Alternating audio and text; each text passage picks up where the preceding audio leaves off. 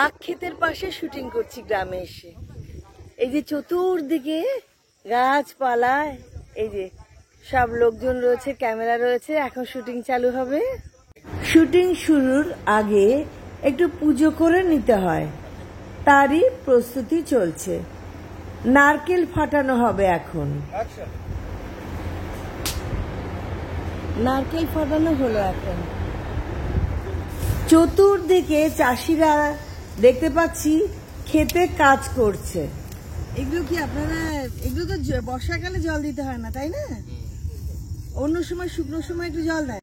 শুধু গাছ পুতলেই তো হবে না, পরিষ্কার পরিচ্ছন্ন করে রাখতে হবে, জল দিতে হবে।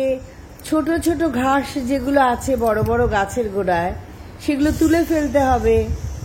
চতুর্দিকে পাট শাকের ক্ষেত আর আখের ক্ষেত দেখতে পেলাম।